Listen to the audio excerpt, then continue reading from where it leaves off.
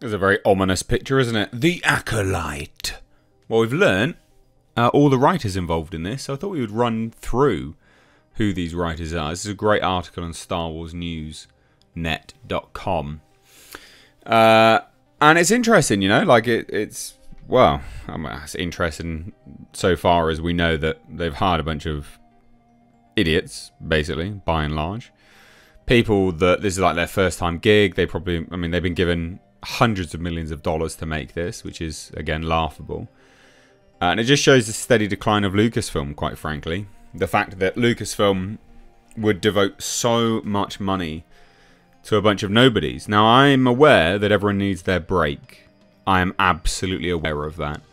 But there's very few people on here that are relatively accomplished to help guide the others. Bear in mind, this would be a writer's room as well. So, it's just not good, you know? It's just the slow, steady decline of Lucasfilm overall. So I thought we'd take a look at this. Bearing in mind, there's been a whole bunch of people that thought the Acolyte's not going to happen. Those people are stupid. Just as an FYI. Of course it's happening. They've already filed their taxes. It's happening. Okay? Apparently it's open for a second season as well at this point in time. But it's 8 episodes of Star Wars goodness, I guess, which will probably be garbage. But anyway, let's take a look. So, we know all the writers now, basically. So, full list. Here's the list. Episode 1, written by showrunner Leslie Headland. So she wrote it. Now that's not uncommon because they need to set the tone, the vibe. They also direct it. Showrunner, generally, right? So they're on board. That's what they do. Pilot episode. Consider it a pilot episode. It's pretty normal. And then episode 2 is written by Jason Micallef and Charmaine DeGrate. Episode 3, Jasmine Flournoy and Eileen Shim.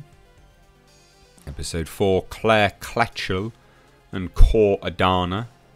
Episode 5, Cor Adana and Cameron Squires. And episode 6, Jason Micallef, Jocelyn Bio. 7 has 3 writers on it. Ooh, they're really stretching people thin there. Charmaine DeGrate, Jen Richards, Jasmine Flournoy. And then the last one written by Jason Micallef, just singularly. So this is interesting. Now, as Star Wars News notes here, is that a bunch of the names are new. I mean, look, I would have read that out and people probably switched off. Like, who are these idiots? Yeah, I agree. We don't know who they are, but that's part of the problem. So Headland is obviously the captain of the ship of the Acolyte. It's a sinking ship, but still.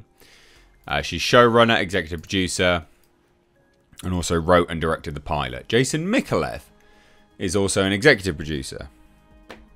Now, who is he? He doesn't have any IMDb writing credits since his 2018 created show Heathers. Yeah. Why in the piss, Lucasfilm? How did he get an executive producer credit? He has no writing credit since a 2018 show Heathers. What on earth is going on? How did he get it? How? So he co-wrote 2 of the episodes and solely wrote the finale. This better be good, otherwise, my god, his career is dead.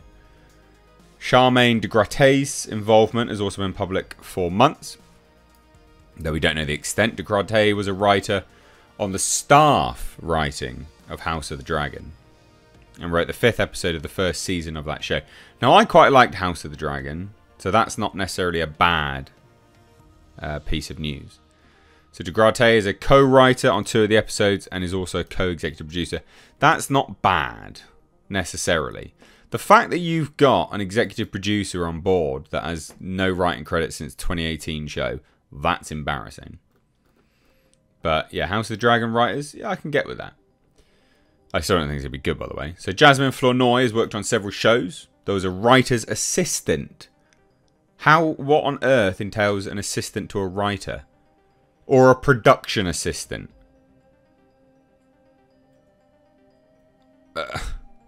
Jasmine Flournoy. This is the person that is on quite a few episodes, actually. So she's on episode 3. Episode 7. That's not massively confidence inspiring. Now, Eileen Shim, similar to De Grotte, was a member of the staff of House of Dragon and wrote the 8th episode. Shim co-wrote an episode of The Acolyte as a producer on the show as well. How are these people getting producer credits? How? So Cora Adana co-wrote 2 episodes of the show, is also a co-executive producer.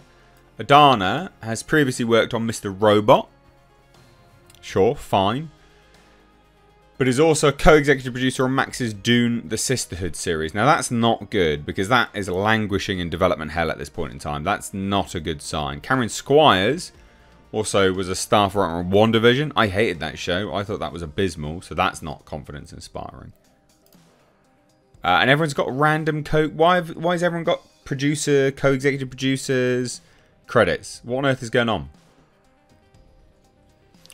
So Jocelyn Bio's name had also appeared online over the summer as a co-writer of the 6 episodes, though the LinkedIn post in which that information was posted mentioned Headland was the co-writer of that episode. The post was made by Hanal M. Culpepper, who directed episodes 6 and 8. Bio is also a consulting producer on the show and worked with Headland as a writer and actress in Russian Doll. Finally, Jen Richards is a co-writer on one of the episodes of the consulting producer on The Acolyte. After an acting career. What? What is going on? You've got actors, you've got writers' assistants, production assistants, writing your show. That's not good. That is not good. That's real bad, ladies and gents. That is real bad. That is embarrassing, is it not? So here's the original post where we can see all the writers. But you've got a bunch of production assistants, writers' assistants, now staff writers writing your show. You should. That's bad.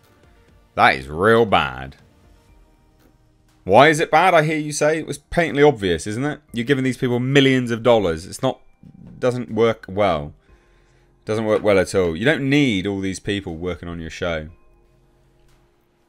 So there you go. The Acolyte is happening, and it's doomed because Lucasfilm keeps making really incredibly stupid decisions. Mark my words, The Acolyte will be bad. From what we know about it, it will be bad. 100% it will be terrible.